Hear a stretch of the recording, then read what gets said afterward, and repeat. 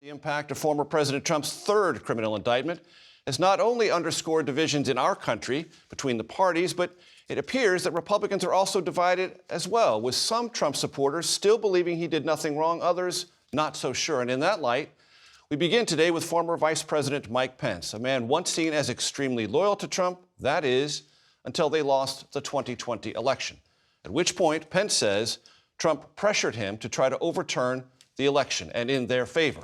We spoke with Pence in New Hampshire yesterday. President Trump was wrong. He was wrong then, he's wrong now. I had no right to overturn the election. And more and more Americans are coming up to me every day and recognizing that. And for my part, I'm running for president in part because, frankly, President Trump asked me to put him over the Constitution that day. But I chose the Constitution, and I always will.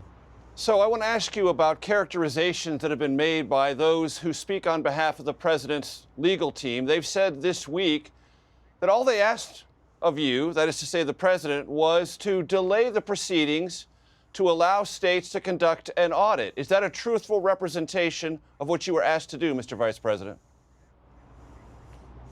Major, that's not what happened. From sometime in the middle of December, the president began to be told that I had some authority to reject or return votes back to the states. I had no such authority. I stand by the facts as they occurred. I mean, it ebbed and flowed between different legal theories, but at the end of the day, I know we did our duty. I know we kept our oath, but I truly do believe that no one who ever puts himself over the Constitution should ever be president of the United States. Mr. Vice President, if this case comes to trial, would you be a witness against the president?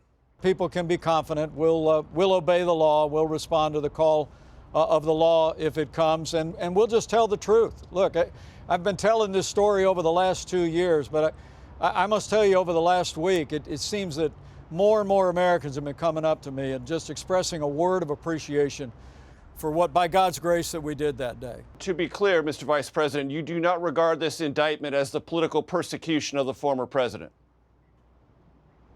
Well, I've been very concerned about politicization at the Justice Department for years. I've been deeply troubled to see the double standard between, the way that the Justice Department has gone after the president and responded even with other Republicans and pro-life Americans, and the way they seem to take no interest in getting to the bottom of allegations of corruption around President Biden's family. So I have deep concern about that. But look, I don't want to prejudge this indictment. I don't know whether the government has the evidence beyond a reasonable doubt to support this case. The president's entitled to the presumption of innocence. Mr. Vice President, tell me about these notes that the special prosecutor referred to in the indictment.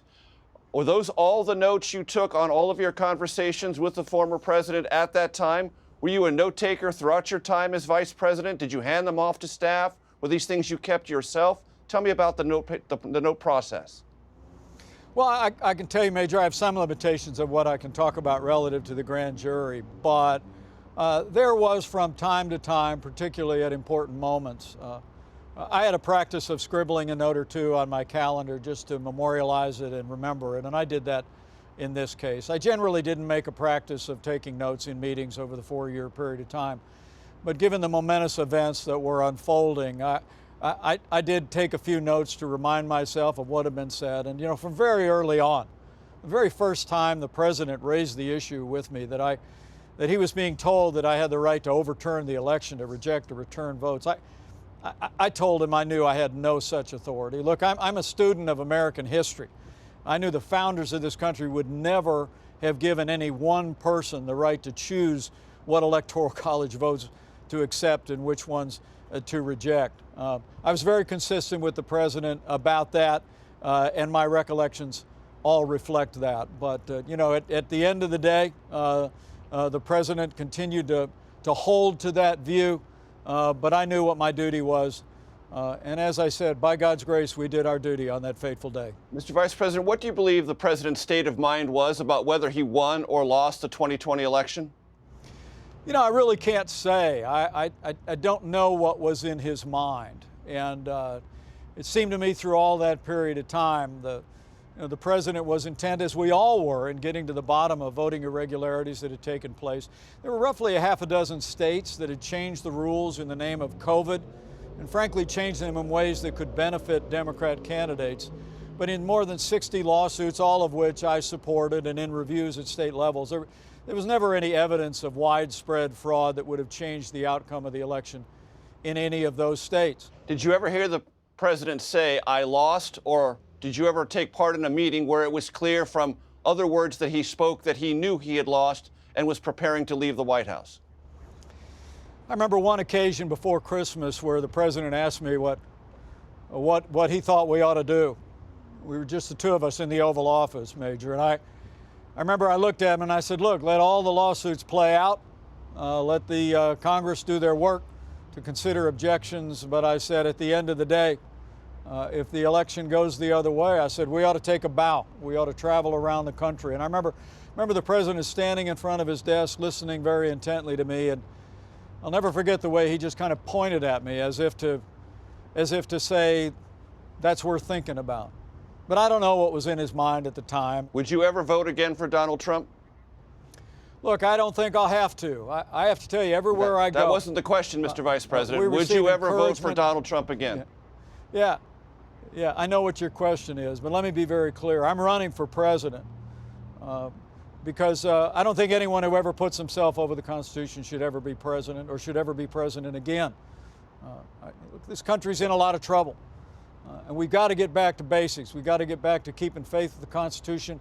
We've got to get back to the policies that'll make our economy strong, that'll secure our border, that'll support our military, that'll defend our liberties and our values that are under a steady assault by the Biden administration. And we're going to work our hearts out to earn the right to be that standard bearer. One last thing. Do you believe the former president can receive a fair trial in the District of Columbia?